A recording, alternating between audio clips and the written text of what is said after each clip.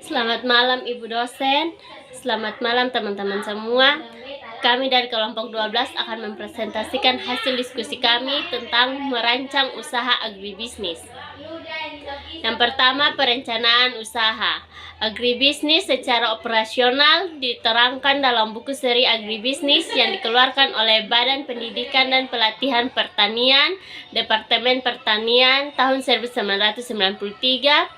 Perencanaan agribisnis adalah suatu usaha yang sistematis untuk mencari alternatif baru yang disertai dengan perhitungan konsekuensi finansial terhadap hasil dan pengeluaran biaya yang digunakan dalam suatu usaha agribisnis.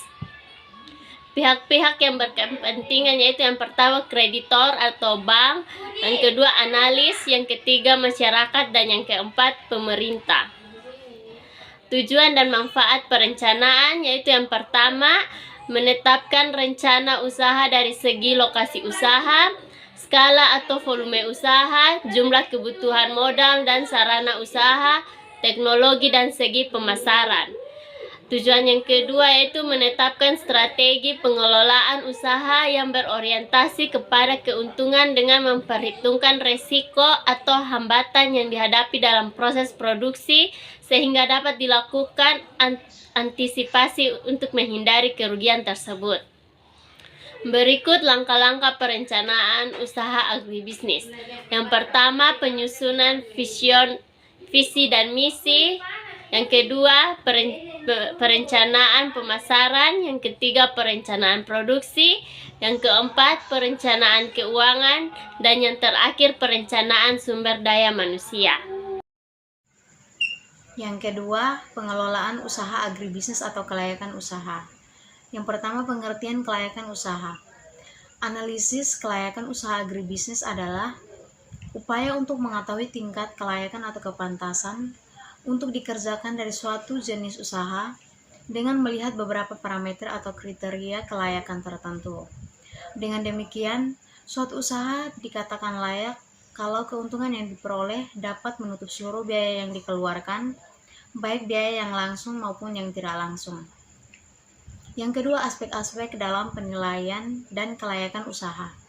Secara garis besar, aspek analisis kelayakan usaha dikelompokkan dalam 3 aspek, yaitu yang pertama aspek teknis. Misalnya secara teknis, suatu usaha dapat dilakukan oleh pelaku karena telah tersedia dan dikuasainya teknologi yang diperlukan. Yang kedua, aspek ekonomi. Orientasi analisis ekonomi yaitu keuntungan finansial yang akan diperoleh suatu usaha. Yang ketiga, aspek sosial budaya. Misalnya suatu usaha tidak bertentangan dengan adat istiadat dan sosial budaya masyarakat.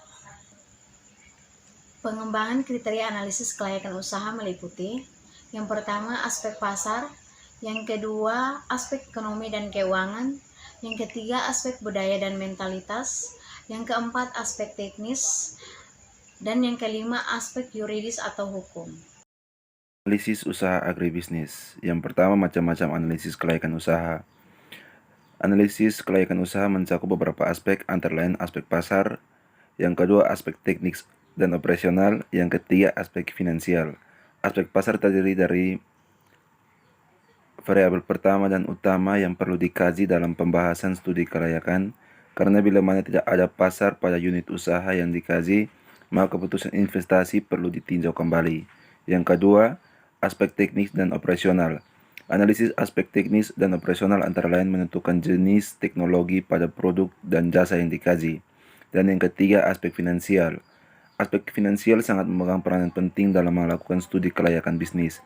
Hal ini dimaksudkan sebagai bahan kajian pertimbangan tersendiri dari pihak manajemen perusahaan dalam mengambil langkah strategi. B. Analisis keuntungan usaha tani. Ilmu usaha tani biasanya diartikan sebagai ilmu yang mempelajari bagaimana seseorang mengalokasikan sumber daya yang ada secara efektif untuk tujuan keuntungan yang tinggi pada waktu tertentu. Dikatakan efektif bila petani atau produsen dapat mengalokasikan sumber daya yang mereka miliki atau yang dikuasai sebaik-baiknya, dan dikatakan efisien bila pemanfaatan sumber daya tersebut menghasilkan keluaran atau output yang melebihi masukan. Efisiensi usaha tani dapat diukur dengan cara menghitung efisiensi teknis, efisiensi harga, dan efisiensi ekonomi. Yang C, analisis kelayakan finansial. Analisis kelayakan finansial adalah landasan untuk menentukan sumber daya finansial yang diperlukan untuk tingkat kegiatan tertentu dan laba yang bisa diharapkan. Kebutuhan finansial dan pengembalian atau return bisa sangat berbeda, tergantung pada pemilihan alternatif yang ada bagi sebagian besar usaha baru. Yang D, analisis keuangan atau akuntansi.